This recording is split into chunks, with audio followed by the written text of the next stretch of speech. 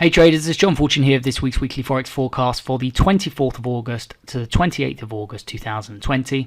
As always, we're going to start off by looking at the US dollar index and crude oil before running through a number of markets, looking at the key levels of support and resistance in the process. I'm also going to be highlighting some of the targets we're going to be looking for in this coming week and also future weeks. So I hope you're having a nice weekend. Let's jump over to the charts and see where the money is this week.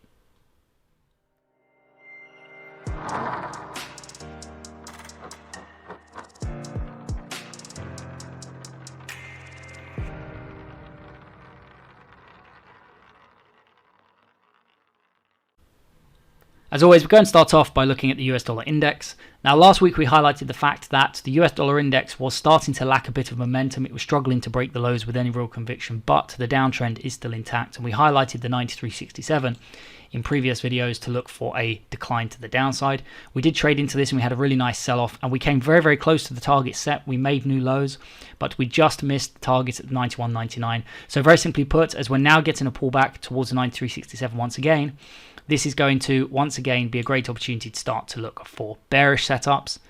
And if we get the right kind of bearish setups in this market, we're going to be looking further declines down towards the next key of support to the downside of the target set from last week at the 91.99. And if we can get a break through here, we're going to be looking down towards the next key of support to the downside and target 2 at the 90.50. So all this really simply means we're not going to be looking at trading the dollar index itself. This is really just a compass to the dollar pairs. And it means we do go into this week with a slightly bearish to neutral bias on the US dollar because we are lacking some momentum, but we do preference dollar weak positions once again going into next week. So the next market we're going to look at is crude oil. Now, last week we noted that the uptrend in crude oil is still intact and we do favor long positions in this market. You can see we started last week around here and we pretty much went nowhere. We just moved sideways.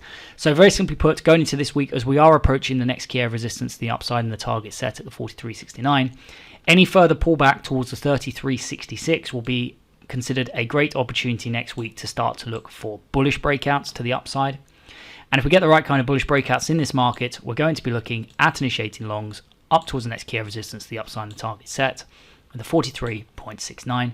And if we can get a break through here, and this may take a couple of weeks because you can see how much further to the upside the 48.27 is. When this happens, when you get these large gaps like this between the levels, very often means you can see a large rally. So if we do break the 43.69, we could be coming up to the 48.27 quite quickly, but we'll wait and see what happens. But if we do get above the 43.69, we're going to be looking up towards the next key of resistance to the upside and the target set at the 48.27. So all in all, we do favour long positions in crude oil next week, even though we pretty much had a nothing week last week. So the next market we're going to look at is euro dollar. Now, last week we were looking for long positions in euro dollar, and the targets we highlighted last week was the 1.1960. You can see this was the major target to the upside. We came and we took this out, and almost to the pip we turned, and that was pretty much the high for the week. So there's a really nice move last week in euro dollar. Because the downtrend in the dollar index is still intact, we do favour long positions once again, and this pullback is simply viewed as another opportunity to look for bullish setups in this market. So going into next week, if we can come back, especially if we can retest broken resistance from the past, turning support at the 1.17490, this is going to be a great place to, again, start to look for bullish setups. And this time we're going to be looking at initiating longs up towards the next key of resistance, the upside and the target set, at the 1.2050. So the next market we're going to look at is pound dollar. Now, last week we highlighted the 1.3200 as a target and the next key of resistance to the upside, and we did have a really nice rally into this target. The target was in fact right there, and you can see that pretty much capped the move for the week as well. We came and retested it once again. So we did have a nice move to the upside in pound dollar, although this market is starting to get a little bit restricted. Going into next week, we do once again favour bullish setups in this market, and this pullback to the 1.30450 is simply viewed as another opportunity to start to look for bullish breakouts to the upside. And if we get the right kind of setups in this market, we're going to be looking at initiating longs. So if we can start to reverse and we can start to put in some reversal patterns down into this area, and these are tradable setups we'll be looking for. If we can put those patterns in down here, we're going to be looking at initiating longs up towards the next key of resistance, the upside and the target set at the 1.3364. So the next market we're going to look at is US dollar yen. Now, last week we declined to the downside and we actually had a reversal in the US dollar yen. We're forming a little bit of a head and shoulders pattern here, and especially with a weaker dollar, there's a good chance, especially if we break this low, that this becomes a confirmed pattern. We start to see further declines to the downside, taking out This target first and foremost is our target for next week, then the lows, and then also down here at the 102.58. So very simply put, we're starting to get a correction, which is great. We've had this momentum sell off to the downside. We do favor short positions in US dollar yen going into next week. If we can start to pull back a little bit further, that would be even better because we can get better risk reward setups. But any further correction into this area is going to be viewed as an opportunity to start to look for bearish setups. And we're going to be looking at initiating shorts down towards the next key of support to the downside, the target set at the 104.70. And if we can get a break through here, we're going to be looking down towards the next key of support to the downside and target 2 at the 102.58. And again, this is probably going to take a couple of weeks if we are coming down here. You can, very similar to crude oil, see there is a very large gap between the levels here. And this happens because in the past, this means that there was an explosive move between these levels, and that's why there's a large gap. And when you have that in the past, it tends to repeat in the future. You can once again, if we break the 104.70, we could see some quite steep declines down to the 102.58. So I'm putting this on here for you, but just bear in mind this second target may be a couple of weeks away. The primary target we're going to be looking for next week is the 104.70. So the next market we're going to look at is Aussie dollar. Now we started the week down in this area and we highlighted the 0.7115 in the previous videos as an area to look for a rally to the upside. We did rally from this area. We had a really nice move to the upside last week in Aussie dollar, making new highs, and we just fell shy of the target at the 0.7290. So a really nice move, but this pullback gives us another opportunity to look for long positions going into this week. Any further declines to the downside here, unless or until we start to break the lows of the 0.70760, is simply viewed as another opportunity yet again to look for long setups. And if we get the right kind of bullish setups in this area, we're going to be looking at initiating longs up towards the next key of resistance to the upside, the target set, the 0.7290. So the next market we're going to look at is New Zealand dollar. Now New Zealand dollar is an interesting one because it's structured to the downside against the dollar, which means that it's actually weaker than the US dollar in and of itself, the New Zealand dollar. We started the week down in this area and we highlighted the fact in last week's video we're looking for a pullback and a sell-off down towards the 0.6440. We came quite close, we didn't quite get it, so we are once again looking for this target to be reached this week. There are a number of ways you can use this information.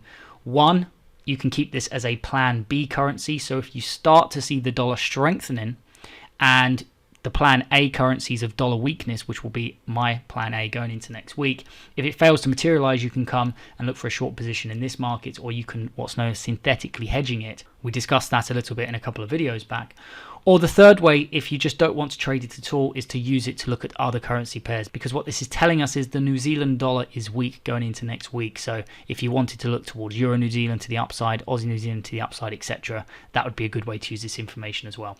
But overall, on a technical basis, what we would like to see, if you are looking at trading this, we would favor short positions in this market, and any further pullback here, we're going to just be treating this as a bear flag. Any further pullback in this area is going to give us the opportunity to start to look for bearish setups. And we're going to be looking down towards the next key of support to the downside, the target set at the 0.6440. So just to summarize once again, the preference going into next week is for dollar short positions because of the weakness in the dollar. But if you are looking to trade the New Zealand dollar, that would be our bias on the New Zealand dollar. And you can also look for other New Zealand weak setups going into next week. So the next market we're going to look at is US dollar Swiss franc. Now in previous videos we highlighted the 0.9190 as an area to look for short positions to the downside, which was right here. And we had a really nice sell-off a couple of weeks back, and we started last week in this area. We made our way down towards the target at the 0.9000, but again we just stopped very shy of this. We came very close. We did have a nice sell-off to the downside, but we spiked up before we actually took the target out. So very simply put, we are still in a downtrend in this market. We're starting to lack momentum. We may actually be in a bit of an ending diagonal pattern. But either way, the downtrend is still intact and we do favor short positions, therefore, in this market next week. This is simply being treated as a pullback, and any further pullback is going to be viewed as an opportunity to look for bearish setups. And if we get the right kind of bearish setups in this market, if we start to break to the downside, we're going to be looking at initiating shorts down towards the next key of support to the downside, the target set at 0.9000, and if we can get a break through here, we're going to be looking down towards the next key of support to the downside and target 2 at the 0.8837.